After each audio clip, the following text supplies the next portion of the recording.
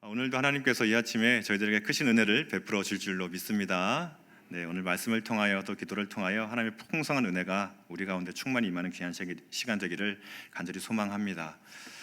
오늘은 시편 말씀을 좀 잠깐 나누고 기도하는 시간을 좀 가지려고 하는데요. 오늘 특별히 18편 말씀 전체를 간단하게 한번 살펴보고 기도하도록 하겠습니다. 오늘 본문 18편, 시편 18편은 다윗의 시라고 알려져 있습니다. 표제어를 보면 여호와께서 다윗을 그 모든 원수들의 손에서와 사울의 손에서 건져주신 날에 올려드린 다윗의 노래라고 되어 있습니다. 이 시의 내용은 동일한 시가 또 한 군데 실려져 있는데요. 사무엘 하 22장에 보면 다윗의 승전가라고 해서 이제 다윗의 말년에 기록된 노래로 시로 이제 기록이 되어져 있습니다. 오늘 본문 시편의 표제어와 그리고 사무엘 하 본문의 내용을 고려해 볼 때에 이 시는 다윗이 노년에 자신의 삶을 돌아보면서 자신의 일생을 반추하면서 지금까지 함께 해오신 그 하나님의 은혜를 감사드리는 감사의 시, 찬양의 시라고 볼 수 있습니다. 특별히 오늘 시의 주제를 한 문장 한 단어로 표현을 하자면 구원하시는 하나님이라고 표현할 수 있을 것입니다. 오늘 우리가 살펴보는 시편 18편에 두드러지는 아주 특징이 하나 있는데요. 그것은 다윗이 경험한 하나님을 기록할 때에 무엇보다 시인은 다윗은 철저하게 나라고 하는 1인칭 표현을 가지고서 하나님을 설명하고 있다 하는 것입니다. 무슨 말일까요? 다윗이 직접 경험했던 하나님에 대한 이야기를 서술해 가고 있다는 것이죠. 그저 하나님에 관한 이야기가 아니라 자기가 배워왔던 하나님에 대한 이야기가 아니라 자신이 직접 몸소 경험하고 체험했던 그 하나님에 대한 기록이 바로 오늘 본문 시편 18편의 기록이라고 하는 것입니다. 1절에 보게 되면 이렇게 기록을 합니다. 나의 힘이신 여호와여 내가 주를 사랑합니다 라고 기록을 하고 있죠. 계속해서 이 노래는 나의 하나님에 대한 노래로 계속 반복되고 있습니다. 2절을 보시면 여호와는 나의 반석이시요 라고 표현을 합니다. 또 나의 요새다, 또 나를 건지시는 이시요 나의 하나님이시요 내가 그 안에 피할 나의 바위시다 라고 기록을 합니다. 또 나의 방패시요 나의 구원의 뿌리시요 나의 산성이시로다 라고 기록을 하고 있습니다. 반석, 요새, 바위, 산성과 같은 단어들은 하나님의 보호하심을 상징하는 단어들이죠. 다윗이 하나님을 경험했을 때 경험한 하나님은 어떤 하나님이십니까? 무엇보다도 나를 지켜주시고 보호해 주시며 나를 단단하게 감싸주시는 그 하나님을 경험했던 시인이 바로 다윗인 것입니다. 다윗은 오늘 시편을 통하여서 보호와 구원을 상징하는 단어들을 굉장히 풍성하게 시의 초두에 사용을 하고 있습니다. 그만큼 다윗은 자신의 일생 동안에 하나님의 보호하심을 아주 그만큼 풍성하게 경험을 했다는 말이 되는 것이죠. 그런데 반대로 생각을 해보면 이렇게까지 풍성한 보호하심, 풍성한 은혜를 표현할 정도로 풍성한 단어를 사용할 정도로 그만큼 큰 보호하심을, 많은 보호하심을 경험을 했다면 반대로 생각해보면 다윗의 일생 가운데는 그만큼 고난과 역경과 시련이 많았다는 것을 또한 반증하는 것이기도 하다는 말입니다. 예전부터 우리가 많이 불렀던 찬양 중에 이런 찬양이 있죠. 잘 아시는 찬양인데요. 날마다 숨 쉬는 순간마다 내 앞에 어려운 일 보내라는 찬양 다 아실 것입니다. 날마다 숨 쉬는 순간마다 내 앞에 어려운 일 보내. 많이 부르셨죠? 이런 찬양이 있는데 이 찬양의 작사가 말하는 것이 무엇입니까? 날마다 숨 쉬는 순간마다 내 앞에 뭐가 있다는 거죠? 어려운 일이 있다는 거죠. 그만큼 우리 일생 가운데 참 고난이 많고 역경이 많고 힘든 일들이 많이 있다는 것입니다. 그런데 그 찬양의 가사를 보면요, 2절에서는 반전의 가사를 올려드리고 있습니다. 2절 첫 부분 가사가 무엇입니까? 똑같이 시작하는데요. 날마다 주님 내 곁에 계셔 자비로 날 감싸주시네. 주님 앞에 이 몸을 맡길 때 힘주시 내 위로함 주네. 노래 실력이 미천해서 죄송합니다. 네. 2절의 가사는 무엇입니까? 날마다 내 앞에 어려운 일 보지만, 날마다 숨쉬는 순간마다 고난이 찾아오고 어려운 일이 내 앞에 있지만, 반대로 날마다 무엇이라는 거죠?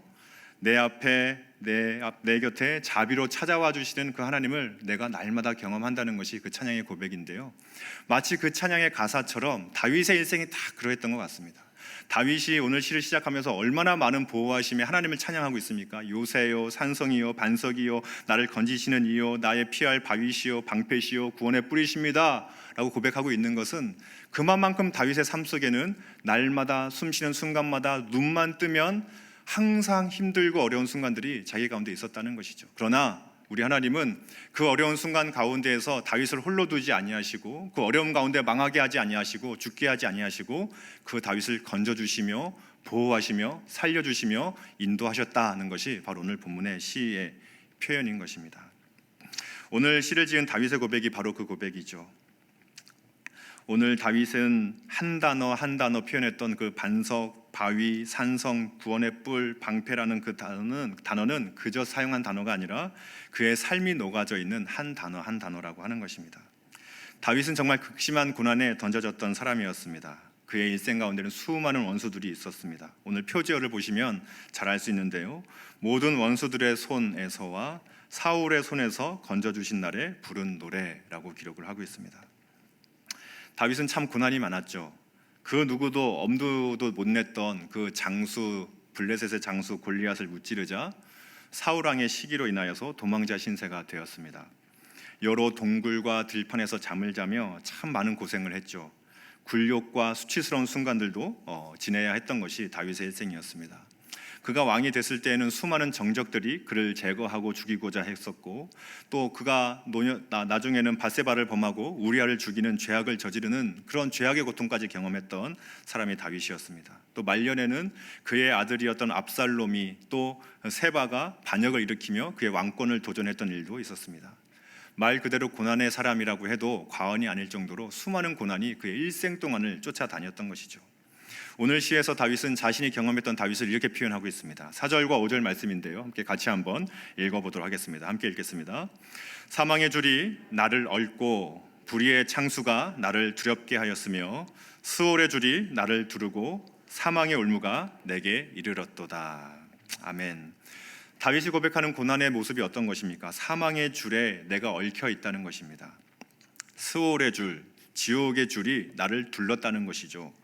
사망의 올무가 내게 이르렀다라고 표현을 하고 있습니다. 마치 사냥꾼의 포승줄이 올무에 완전히 포획된 사냥물처럼, 동물처럼 완전히 묶여버려서 자신의 힘으로는 빠져나갈 수도 없고 어떤 노력으로도 벗어날 수 없는, 정말로 정말 아무것도 할 수 없는 무기력한 자신의 모습을 표현하고 있는 것이 바로 오늘 본문의 다윗의 표현입니다.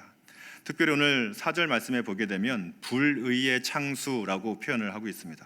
그래서 불의라고 하는 단어는 벨리알이라고 하는 단어인데요, 구약 성경에서는 보통 명사로 쓰여서 불량배 혹은 악인 혹은 행실이 나쁜 사람 등으로 표현되었던 단어입니다. 무슨 말입니까? 하나님을 두려워하지 않는 그 사람들의 악한 행위를 표현하고 있는 것이죠. 불의라고 하는 것입니다. 자기 주변에는 하나님을 믿지 않는 사람들로 인하여서 하나님도 두려워하지 아니하고 사람도 두려워하지 않는 사람들로 인하여 큰 고통을 당해왔다는 것이죠. 그것을 창수라고 표현을 하고 있습니다. 특별히 이스라엘 지역에는 큰 강이 없습니다. 우리 한강처럼 이렇게 큰 강은 전혀 꿈도 못 꾸고요. 강이라고 있는데 그냥 실개천 정도 되는 아주 작은 강입니다. 그런데 그 대부분도 이제 비가 오지 않는 건기철이 되면 대부분 바짝 말라 있습니다. 그것을 와디라고 이제 하는데요. 근데 이 와디가 이제 정말 아무것도 아닌 것 같은 이 와디가 우기가 되어서 홍수철이 되고 나면 엄청나게 불어나서 이제 모든 것을 다 쓸어버리는 강으로 범람을 하는 것입니다. 그것이 오늘 본문에 나오는 창수라고 하는 것이죠. 그것이 바로 이스라엘 다윗이 경험했던 홍수의 모습인 것입니다. 다윗은 자신을 적대하는 수많은 사람들을 만났습니다. 정말 아무것도 아닐 때는 아무것도 아닌 것 같던 사람들이 자기를 대적하기 시작하자 여기저기서 정말 벌떼같이 덤벼드는 홍수처럼 자기를 공격해내는 수많은 주변의 사람들을 경험했던 것입니다. 아마 여기 앉아 계신 여러분들도 경험을 해보신 분도 계실 것입니다. 정말 고난이 한번 찾아오려고 마음 먹고 찾아오려면 정말 나에게 숨 쉴 틈조차 주지 않고 사방에서 벌떼처럼 덤벼드는 가족이, 친척이, 정말 아는 지인이 혹은 아무도 모르는 대적들이 나에게 막 덤벼드는 것 같은 경험을 해보신 분들이 아마 여기에는 분명히 계실 거라고 저는 분명히 믿습니다. 이것이 바로 불의의 창수라고 표현하고 있는 것이죠. 다윗은 정말 바짝 말라버릴 때는 아무것도 아닌 것 같았던 주변의 사람들이 어느새 내 모든 사람들이 다 내 대적이 되어서 나를 죽일 듯이 덤벼드는, 마치 홍수처럼 내 모든 것을 다 쓸어가려고 하는 것처럼 덤벼드는 그런 불의한 사람들까지 경험했던 것입니다. 다윗이 그러한 표현을, 고난을 표현할 때 홍수라고 표현을 하고 있는데요, 그 이유가 무엇일까요? 다윗은 알고 있었던 것이죠. 자신에게 찾아오는 고난의 쓰나미 앞에서, 고난의 큰 홍수 앞에서, 고난의 홍수가 범람할 때에 이것은 내가 이길 수 있는 싸움이 아니다라는 것을 직감했던 것입니다. 정말 사방의 적들이 막 우글우글 막 덤벼들기 시작하는데 내 힘으로는 이길 수 없다는 것을 직감했던 것이죠. 여기 앉아 계신 여러분들 중에 홍수를 이길 수 있는 사람이 있습니까? 여름 한 장마철에 정말 범람해 내려오는 강물을 이겨낼 사람이 여기 있으신가요? 없으시죠? 마치 다윗이 그랬던 것입니다. 자신을 향하여 쏟아져 내려오는 여러 가지 고난들과 사건들, 또 수많은 대적들이 자신에게 쏟아져 내려올 때에 나는 이것을 이기지 못한다는 것을 직감적으로 깨달았던 것이죠. 그래서 불의의 창수, 고난의 홍수라고 표현을 하고 있는 것입니다. 때때로 우리가 삶 가운데 찾아오는 고난들이 그런 것 같습니다. 때로는 그것이 환경으로 인한 것이든, 때로는 사람으로 인한 것이든, 때로는 사단의 공격이든, 특별히 오늘 본문에 불의라고 쓰여진 그 단어는요, 신약 성경에 가면 벨리알이라는 단어는 사단을 가리키거나 사단의 하수인들을 가리킬 때 쓰여지는 단어가 이제 일반 명사에서 이제 고유 명사로 바뀌면서 이제 그렇게 사용이 되고 있거든요. 그런 걸 봤을 때 이 불의의 창수라고 하는 것은 여러 가지를 다 내포하는 표현이라고 할 수 있을 것입니다. 사람 때문에, 환경 때문에, 나 자신의 죄 때문에, 때로는 주변 사람들을 통하여 역사하는 것 같아 보이지만 그 근본을 들어가 보면 사단의 역사로 인하여 내게 경국을 당하는 그런 일들도 있을 수 있다는 것이죠. 정말 무엇이 됐든 간에, 사람 때문이든 환경 때문이든 혹은 그것이 사단의 공격이든 간에 홍수같이 쓰나미처럼 나를 집어삼킬 듯이 엄청난 기세로 나에게 덤벼드는 그 엄청난 홍수 같은 고난 앞에서 다윗은 자신의 힘으로 싸워봤자 이길 수 없는 싸움이라는 것을 직감적으로 깨달았던 것입니다. 그것이 불의의 창수라는 표현에 담겨져 있는 것이죠. 다윗은 자신의 역부족, 자신의 무능, 자신의 정말 할 수 없음을 절감했던 것이죠. 그때 다윗이 어떻게 했을까요? 그 고난의 쓰나미 앞에서, 불의의 창수가 나에게 홍수처럼 쏟아져 내려오는 그 절체절명의 위기 앞에서 다윗이 어떻게 했을까요? 그때 다윗은 자신의 싸움이 아닌 것을 깨닫고 난 다윗은 하나님께 그 싸움을 올려드리고 있는 것이죠. 6절 말씀 우리 함께 같이 한번 읽어보도록 하겠습니다. 함께 읽겠습니다. 내가 환난 중에서 여호와께 아뢰며 나의 하나님께 부르짖었더니 그가 그의 성전에서 내 소리를 들으시며 그의 앞에서 나의 부르짖음이 그의 귀에 들렸도다. 아멘. 다윗은 홍수처럼 쏟아져 내려오는 모든 것을, 나이가 가진 모든 것을 다 쓸어버릴, 나를 완전히 파멸시킬 것처럼 쓸어버릴 기세로 찾아오는 그 고난 앞에서 다윗은 하나님께 부르짖었던 것입니다. 나의 하나님께 부르짖었다라고 기록을 하고 있죠. 이것이 바로 다윗이 그 고난의 홍수에서 살아남는 유일한 비결이었던 것입니다.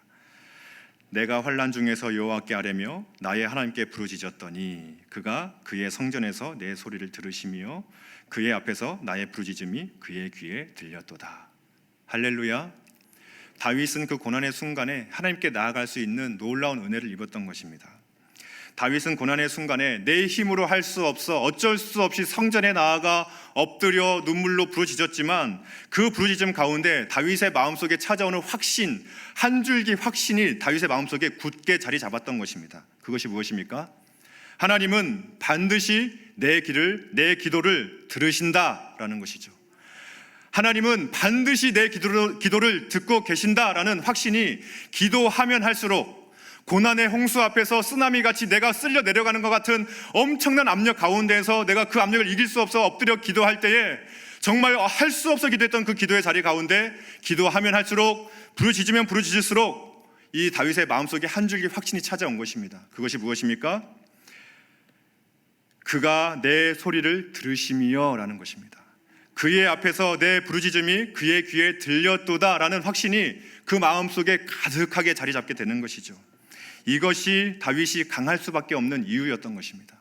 고난이 찾아와도 기도의 자리 가운데 나아가 여호와께 부르짖는 순간 하나님 나를 살려주십시오. 하나님, 나를 좀 도와주십시오. 나는 할 수 없습니다. 내가 싸울 수 없습니다. 주님, 나 대신 싸워주십시오 라고 함께 부르짖는 순간 하나님께서는 그 기도를 듣고 계신 것이죠. 그 고통의 부르짖음, 그 실망의 눈물, 정말 할 수 없는 그 절규의 부르짖음을 하나님은 다 듣고 계신 것입니다. 이 믿음이 우리 가운데 있기를 간절히 소망합니다. 우리가 할 수 없어서 주께 나와 부르짖을 때, 정말 아무것도 할 수 없어 그저 내가 할 수 있는 것이라고는 새벽에 주 앞에 나와 눈물로 하소연하는 것밖에 없다 할지라도 하나님은 그 작은 신음소리도 듣고 계신 줄로 믿습니다. 다윗은 기도할 때에 그 신음조차 들으시는 그 하나님의 놀라운 음성, 그 놀라운 귀 기울이심을 체험했던 것입니다. 고난이 올 때에 절망하거나 낙심하고 포기하면 우리가 가지고 있던 믿음조차 다 잃어버리게 됩니다. 그런데 엄청난 고난의 쓰나미 앞에서도 우리가 기도한다면 우리는 믿음이 생겨날 줄로 믿습니다. 나의 부르짖음이 하나님의 귀에 들렸도다. 이 믿음이 기도의 자리 가운데 나아간 다윗이 가졌던 믿음이 되는 것이죠. 그가 만약에 부르짖지 아니하고 그저 실망하고 절망하여 낙심해 앉아 있었다면 그 가진 믿음조차도 다 날아갔을 것입니다. 그런데 다윗은 자신의 힘을 어쩔 수 없는 불의의 창수가 자기를 쓰나미처럼 몰고 가는 그 순간 가운데에 주의 성전에 나아가 기도할 때 그 마음속에는 흔들리지 않는 믿음이 자리 잡게 되는 것이죠. 하나님이 내 기도를 듣고 계신다. 하나님이 반드시 나를 신원하여 주시리라. 하나님이 나를 도우시리라 라는 확신과 믿음이 그 가운데에 생겨났던 것입니다. 이러한 다윗의 고백, 나의 부르짖음이 하나님의 귀에 들렸도다. 이 고백이 우리의 고백이 되기를 또한 소원하는 이 아침이 되는 것이죠. 바라기는 여기 앉아 계신 모든 성도님들의 고백이 이 고백이 되기를 간절히 바랍니다. 나의 부르짖음이 하나님의 귀에 들렸도다. 이것이 오늘 우리가 안고 돌아가는 고백이 될 수 있기를 간절히 소망합니다. 이것은요, 터무니없는 믿음이 아닌 것입니다. 그저 너무나 어렵지만 그저 요즘 젊은이들이 많이 쓰는 말이 한 가지 있거든요. 정신승리라는 말이 있습니다. 정말 내가 벗어날 수 없는 지독한 가난 속에서 혹은 확 올라버린 부동산, 내 집을 마련할 수 없는 상황 속에서 그저 자신의 처지에 만족하는 젊은이들이 쓰는 말이 정신승리라는 말을 많이 쓰고 있습니다. 그런데 오늘 본문의 이 다윗의 믿음은 정신승리의 믿음이 아닌 것입니다. 기도의 자리 가운데 나아가서 그저 내 처지를 한탄하며 그저 다시 한번 자신의 힘을 얻었던 그 정도의 차원이 아닙니다. 실제로 우리 하나님은 다윗의 기도를 들어주셨던 것이죠. 그 부르짖음을 듣고 들으신 것뿐만이 아니라 응답하여 주신 것입니다. 그 내용이 16절 17절에 나오는데 우리 같이 한번 읽어보도록 하겠습니다. 함께 읽겠습니다. 그가 높은 곳에서 손을 펴사 나를 붙잡아 주시며 많은 물에서 나를 건져내셨도다. 나를 강한 원수와 미워하는 자에게서 건지셨으며 그들은 나보다 힘이 세기 때문이로다. 아멘. 다윗의 고백에 나와 있죠. 그가 높은 곳에서 손을 펴사 나를 붙잡아 주시며 많은 물에서 나를 건져내셨도다. 불의의 창수가, 고난의 홍수가, 그 쓰나미가 나를 막 몰고 나아갈 때에 내가 그 홍수에 휩쓸려서 아무런 힘도 발휘하지 못하고 있을 때에 하나님께서 그 높은 하늘 보좌에서 손을 펴사 나를 붙잡아 주셔서 그 홍수로부터 나를 건져 주셨다는 고백이 16절의 고백인 것입니다. 그가 높은 곳에서 손을 펴사 나를 붙잡아 주시며 많은 물에서 나를 건져내셨도다. 할렐루야. 17절에 보십시오. 어떻게 고백하고 있습니까? 나를 강한 원수와 미워하는 자에게서 건지셨으며 그들은 나보다 힘이 세기 때문이로다. 다윗은 잘 알았습니다. 내 대적이 나보다 강하고 내 힘으로는 도저히 저들을 이길 수 없다는 것을 너무나 잘 알고 있었죠. 그래서 누가 도와주셔야 되는 것입니까? 하나님이 도와주셔야 되는 것이죠. 함께 나아가 기도하고 부르짖고 눈물로 간구했을 때에 하나님께서는 그 모든 원수와 미워하는 자에게서부터 자신을 건져주시는 하나님 또한 경험했던 것입니다. 자신의 능력과 자신의 실력으로는 도저히 헤어나올 수 없는 고난의 홍수 앞에서 건짐받는 길은 딱 한 가지인 것이죠. 그것이 무엇입니까? 하나님께 기도하는 것인 줄로 믿습니다. 바라기는 여기 앉아 계시는 모든 성도님들 정말 고난 가운데 그 고난의 쓰나미가 다윗에게만 임하지 않잖아요. 아마 여기 계시는 분들 차마 말로 다 표현 못해도 차마 다 나누지는 못해도 아마 마음 끙끙거리며 그 고난의 쓰나미 앞에서 사람 때문에 환경 때문에 또 여러 가지 말도 안 되는 상황으로 인하여서 끙끙거리시는 분들 얼마나 많이 계십니까? 그러나 꼭 믿고 돌아가셨으면 좋겠습니다. 우리가 그 고난의 홍수 앞에서 건짐받는 유일한 길은 하나님께서 도와주실 때 가능한 줄로 믿습니다. 우리가 엎드려 기도할 때에 우리가 주께 간구할 때에 주께서 그 높은 곳에서 주의 손을 펴사 우리를 그 홍수에서 건져줄 줄로 믿습니다. 이 사실을 믿고 난 이후에 다윗은 기도의 자리 가운데 나아가게 된 것이죠. 그 다윗이 기도할 때에 응답 받기 전에 놀라운 체험을 한 가지 하는데요. 다윗이 정말 그 기도의 자리 가운데에서 놀라운 은혜를 경험하는데요. 그것이 7절부터 15절까지 잘 나와져 있습니다. 다윗은 그 기도의 자리 가운데에서 단순하게 마음의 위로만 얻은 것이 아니라 정말 말로 설명할 수 없을 만큼 강력한 하나님의 임재를 경험하고 있습니다. 한번 7절부터 15절 말씀 한번 찬찬히 한번 읽어보시면 좋겠는데요. 다윗은 그 자신이 기도할 때 경험했던 그 하나님을 정말 시각적으로 아주 잘 풀어내고 있거든요. 진짜 저는 이 구절 보면서 다윗이 진짜 시인 중에 천재적인 시인이구나 다시 한번 탐복을 하게 되었습니다. 뭐 다 살필 수는 없고 7절 8절 말씀 다윗이 경험한 하나님의 임재가 얼마나 강력했는지 한번 같이 한번 읽어보겠습니다. 함께 읽겠습니다. 이에 땅이 진동하고 산들의 토도 요동하였으니 그의 진노로 말미암음이로다. 그의 코에서 연기가 오르고 입에서 불이 나와 사름이요 그 불에 숯이 피었도다. 아멘. 하나님이 다윗에게 찾아온 것이죠. 하나님이 다윗에게 나타나신 것입니다. 그런데 하나님이 나타나시자 어떤 것 같은 거예요? 다윗이 봤을 때 어떻습니까? 이에 땅이 진동하고 산들의 터가 요동하는 것 같은 큰 하나님의 임재를 경험했던 것입니다. 하나님이 나타나시면 이 땅들도 감당을 못하는 것이죠. 이 지구도 감당을 못하는 것입니다. 땅들이 흔들리고 그 큰 태산 같은 산들의 터도 요동한다는 것이죠. 그 진노가 하나님의 그 진노가 얼마나 무시무시한지 모든 것을 다 흔들어 버릴 정도라는 것입니다. 8절 보십시오. 그의 코에서 연기가 오르고 그의 입에서 불이 나와 사름이여 그 불에 숯이 피었도다. 그 하나님의 그 노하심이 얼마나 대단한지 코에서는 연기가 뿜어져 나오고 입에서는 불이 나오는 것 같은 하나님의 임재라는 것입니다. 얼마나 강력한가요? 얼마나 강력한가요? 그 불은요 자신을 대적하고 불의하게 하나님을 대적하고 다윗을 대적했던 모든 대적들을 다 불살라버리는 불인 것입니다. 하나님의 임재가 그만큼 강력한 것이죠. 또 14절 15절도 한번 보겠습니다. 14절 15절 말씀 함께 같이 한번 읽어보겠습니다. 그의 화살을 날려 그들을 흩으시며 많은 번개로 그들을 깨뜨리셨도다. 이럴 때에 여호와의 꾸지람과 콧김으로 말미암아 물밑이 드러나고 세상의 터가 나타났도다. 아멘. 무슨 말입니까? 하나님이 한번 임재하시면, 하나님이 한번 우리 마음속에 찾아오시면 세상을 뒤엎어 버릴 것 같은 하나님의 강력한 임재를 다윗은 경험했던 것입니다. 다윗이 경험했던 고난은요 보통의 고난이 아니었습니다. 정말 세상을 다 쓸어버릴 것 같은 엄청난 압도적인 기세로 자신을 쓸어가는 그 고난을 경험했던 것이죠.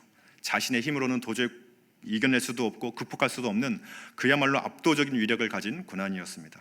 그때 다윗은 기도할 수밖에 없었고 하나님께 부르짖을 수밖에 없었습니다. 그때 다윗이 경험한 하나님은 어떤 하나님이십니까? 그때 다윗이 경험했던 하나님의 임재는 어떤 임재입니까? 고난의 홍수조차 불의의 창수조차 무색하게 만들어 버릴 정도로 강력한 하나님의 임재를 경험하고 있는 것이죠. 땅이 진동하고 산들이 흔들려 버릴 정도로 강력하신 하나님, 그 코에서는 연기가 나오고 그 입에서는 불을 쏟아내시는 그 강력하신 하나님, 많은 번개로 원수들을 깨뜨리시며 꾸지람과 콧김으로 모든 자신의 고난의 홍수 찾아 모든 쓰나미의 물을 다 쓸어버리시는 그 하나님을 경험했던 것입니다. 그것이 바로 다윗이 기도 가운데 경험했던 하나님이신 것이죠. 그래서 그 마음속에는 믿음이 확신이 찾아올 수 있었던 것입니다. 이 고난도 하나님이 해결해 주신다. 이 고난도 하나님이 이겨가게 하신다. 내 모든 대적도 하나님이 꺾으신다라고 하는 그 확신이 그 가운데 있었던 것이죠.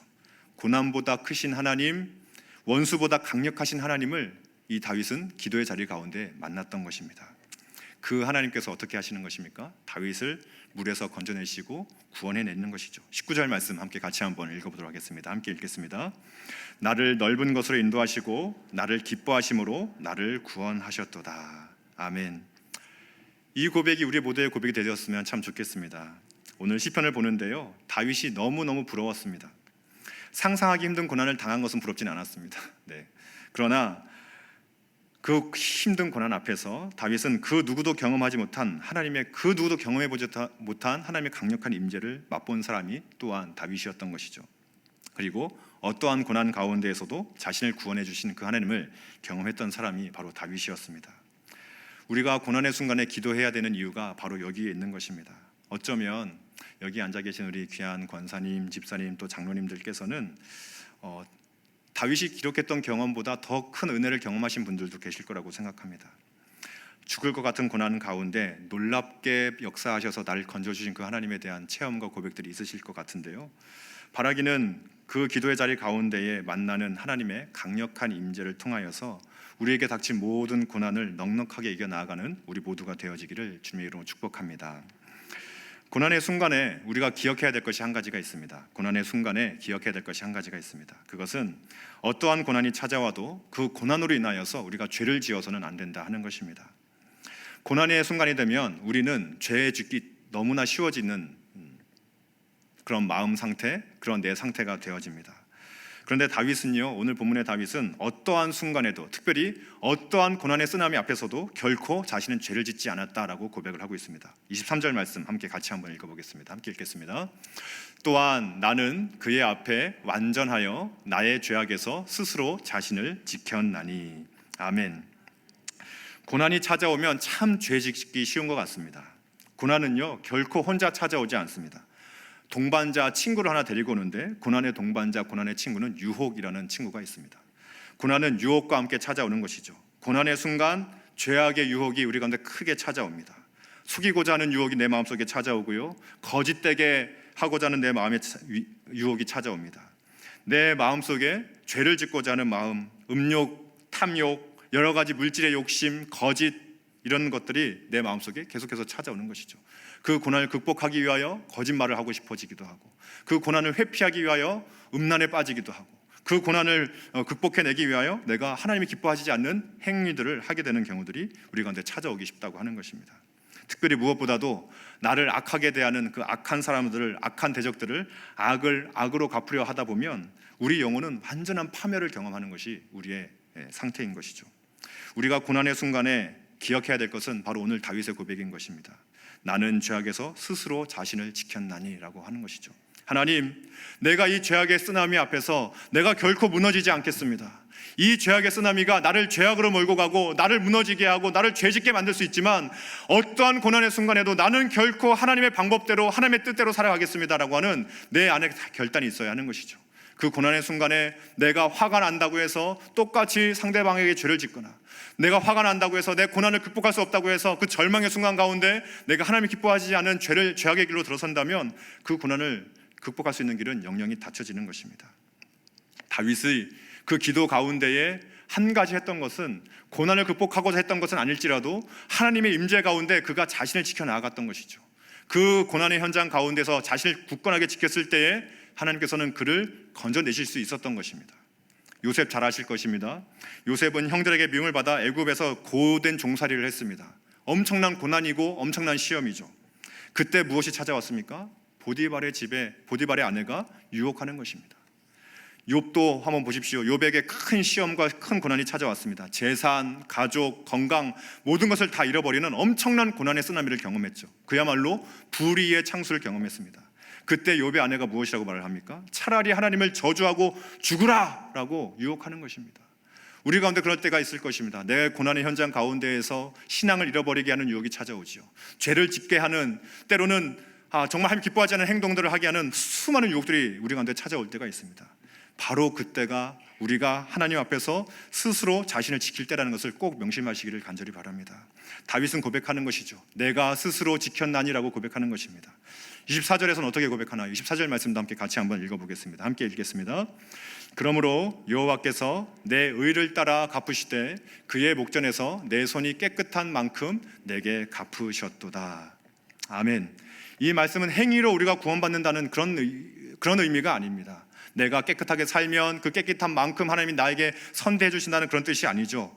고난이 찾아올지라도, 정말 내가 수많은 죄의 유혹이 찾아오는 쓰나미 같은 고난의 순간 가운데에서라도 우리가 지켜야 할 것은 거짓말의 방법이 아니라, 음란의 방법이 아니라, 죄악의 방법이 아니라, 탐욕의 방법이 아니라 하나님의 방법, 성도의 방법, 성도의 길을 걸어가야 한다라고 말을 하고 있는 것입니다. 바라기는 여기 앉아 계시는 모든 성도님들께서 고난의 순간 가운데에서 스스로 자신을 지키며 하나님의 길을 걸어갈 수 있는 귀한 은혜가 있기를 간절히 바랍니다. 다윗은 그 고난의 순간 가운데에 하나님께 자신을 지킬 수 있는 은혜가 있었던 것입니다. 그때 그 고난의 현장 가운데 자신을 스스로 지켜나아갈 때에 다윗은 하나님을 더 깊게 경험하는 것이죠. 그것이 25절, 26절, 27절 말씀인데요. 다윗이 어떠한 하나님을 경험했습니까? 25절 말씀 볼까요? 자비로운 자에게는 주의 자비로우심을 나타내시며 완전한 자에게는 주의 완전하심을 보이시며. 26절, 깨끗한 자에게는 주의 깨끗하심을 보이시며 사악한 자에게는 주의 거스리심을 보이시리니 주께서 공고한 백성을 구원하시고 교만한 눈은 낮추시리이다. 고난의 순간에 자비를 베풀 수 있을까요? 힘들죠. 그러나 고난의 순간에 우리가 자비를 베풀 때에 그동안 경험해보지 못한 우리는 하나님의 자비로우심을 깊게 경험할 수 있다는 말입니다. 고난의 순간에 우리가 완전하게 행할 수 있습니까? 없죠. 누가 욕하겠습니까? 고난의 순간에 무너져 내린다고 해도 누가 욕하겠습니까? 그러나 그 고난의 순간에 내가 하나님 앞에서 완전하게 행할 때에 우리는 그동안 경험해보지 못한 완전하신 하나님의 그 완전하심을 너무나 깊게 경험할 수 있다는 말이 오늘 본문의 내용인 것이죠. 고난의 순간에 죄의 유혹이 찾아올 때에 나 자신이 무너져 내려갈 때에 우리가 죄 짓지 아니하고 나 자신을 굳건하게 지켜 나아간다면 우리가 그 순간에 정말 그 깊으신 하나님을 경험하게 될 줄로 믿습니다. 또한 공고한 백성을 구원하시는 그 하나님을 우리가 또한 경험하게 될 줄로 믿습니다. 이제 다윗은 어떠한 순간에도 절망하지 않고 하나님과 함께 담대하게 나아가는 다윗의 모습이 그려지는데요. 29절 말씀 함께 같이 한번 읽어보겠습니다. 함께 읽겠습니다. 내가 주를 의뢰하고 적군을 향해 달리며 내 하나님을 의지하고 담을 뛰어넘나이다. 아멘. 어떠신가요? 초반부의 다윗과는 완전히 대조적인 모습 아닙니까? 처음에는 사망의 줄에 얽매였다, 불의의 창술이 인하여서 완전히 공포에 질려버리고 수월의 줄, 사망의 올무에 완전히 고통하고 있는 무기력한 다윗의 모습이었습니다. 그런데 이제 다윗의 모습은 어떠한가요? 더 이상 사망의 줄이 날 두르고 있다고 한탄하는 것이 아니라 내가 주를 의뢰하여서 심지어는 적군을 향해 달려나아가겠다는 것입니다. 심지어는 나를 가로막고 있는 적군의 성벽조차 내가 뛰어넘나이다 라고 고백을 하고 있는 것이죠. 적의 성벽까지 뛰어넘는 용맹한 다윗의 모습이 그려지고 있는 것입니다. 이제 다윗은요, 그 고난의 순간 가운데에 하나님과 함께 싸우는 법을 터득한 것이죠. 내 힘으로 되지 않을 때에 하나님께 기도하며 간구하며 나아갈 때 하나님이 이기게 하시고 승리케 하시며 놀라운 인도하심을 경험했던 그 다윗은 이제는 하나님을 의뢰하여 적군을 향해 나아갈 수 있는 담대함이 생긴 것입니다. 그리고 담을 뛰어 내 육신의 한계, 내 관계의 한계, 내 성격의 한계, 내 모든 것의 한계를 뛰어넘어 이제는 그 담조차 뛰어넘어 하나님과 함께 돌진해 나갈 수 있는 힘이 그 안에 생겨난 것이죠. 그는 이제 더 이상 고난 가운데 주저앉아 있지 않습니다. 절망 가운데 남 탓하며 환경 탓하지 않는 것이죠. 내가 있는 자리 가운데서 내가 할 수 있는 그 일을 주님과 함께 해 나아가는 것입니다. 그것이 바로 믿음의 성도요, 그것이 바로 오늘 다윗이 우리들에게 도전하고 있는 것이죠. 또한 다윗은 34절에서 또 이렇게 고백하는데요. 함께 같이 한번 읽어보겠습니다. 내 손을 가르쳐 싸우게 하시니 내 팔이 놋화를 당기도다. 아멘. 우리가 하나님과 동행할 때에 내가 믿음으로 담을 뛰어넘고 놋화를 당겨야 한다는 말입니다. 이제 더 이상 주저앉아 있지 말라는 말이죠. 하나님이 우리를 지키시고 보호하시고 이끌어 가실 것이니 이제는 그 자리 가운데에서 우리가 당겨야 할 활이 무엇인지 살펴보라는 것입니다. 내가 뛰어넘어야 할 담이 무엇인지 살펴보라는 것이죠. 내가 섬겨야 할 부서가 어디인지, 내가 도와주어야 할 성도가 누구인지, 내가 할 수 있는 섬김의 자리는 무엇인지 찾아보라는 것입니다. 그렇게 찾아보면 하나님께서 그 일을 통하여 정말 승리를 가져다 주시며 우리가 놀라운 일을 펼쳐나가시겠다라고 말씀하십니다. 가나안 백성들이 요단강을 건널 때에 요단강은 아직 마르지 않았고 갈라지지 않았었습니다. 그들이 언약궤를 메고 발을 내디딜 때야 비로소 언약궤가 갈라지는 역사가 일어났던 것이죠. 우리 삶 가운데도 마찬가지입니다. 고난이 찾아올 때에 절망하고 주저앉아 있을 수 있기 쉽지만 우리가 그때 하나님을 의뢰하고 우리가 내디뎌야 할 요단강이 있다면 믿음으로 그 길을 내디딜 때에 하나님께서는 요단강이 물러나는 놀라운 역사를 허락해 주실 줄로 믿습니다. 빌립보서 2장 13절에는 이렇게 기록하죠. 너희 안에서 행하시는 이는 하나님이시니 자기의 기쁘신 뜻을 위하여 너희에게 소원을 두고 행하게 하시나니. 이제 우리가 기도할 때에 하나님 우리가 무엇을 행하길 원하십니까? 기도했으면 좋겠습니다. 내 마음에 일어나는 불같이 일어나는 소원이 있다면 하나님을 의뢰하고 하나님을 의지하여 내 안에 주시는 그 소원을 따라 내가 담을 뛰어넘고 내 놋화를 당기며 내가 해야 할 일이 무엇인지 깨닫게 해주신다면 그 일을 행하여 나아갈 때에 하나님께서는 우리 삶 가운데 새 일을 행하여 가실 줄로 분명히 믿습니다. 이제 말씀을 마치려고 하는데요. 다윗은 왕이었습니다. 그런데 이제 다윗은 그 왕으로서도 수많은 고난을 겪었죠. 그런데 그 다윗은 그 고난을 통하여서 진짜 왕이 누구신지를 보게 되었습니다. 그 고난의 자리 가운데에서 자신이 왕이 아니라 진짜 왕이신 예수 그리스도를 보게 된 것이죠. 우리 50절 말씀 함께 같이 한번 읽어보도록 하겠습니다. 함께 읽겠습니다. 여호와께서 그 왕에게 큰 구원을 주시며 기름 부음 받은 자에게 인자를 베푸시며 영원토록 다윗과 그 후손에게로다. 아멘. 다윗은 내 주라고 불렀던 그 왕, 기름 부음 받은 자, 바로 예수 그리스도를 그 고난을 통하여서 볼 수 있는 눈이 열렸던 것입니다. 이 땅의 모든 고난은 이 땅이 끝나기까지 계속 있을 것입니다. 예수님께서 다시 오실 때가 되어야 모든 고난과 모든 슬픔과 모든 죄악은 끝장이 날 줄로 믿습니다. 우리가 바라보아야 하는 것은 고난 가운데 다시 한번 다시 이 땅 가운데 오셔서 우리를 구원해 주실, 이 땅과 하늘 나라를 완성해 가실 그 예수님을 소망하는 눈이 열려야 되는 것이죠. 우리가 고난 가운데에서 엎드림의 자리를 통하여, 기도의 자리를 통하여 강력한 하나님의 임재와 하나님의 행하심을 바라보며 다시 오실 그 예수님을 소망하면서 우리가 끝까지 믿음의 길을 뚜벅뚜벅 걸어 나아갈 수 있는 귀한 은혜가 우리 모두에게 있기를 간절히 바랍니다.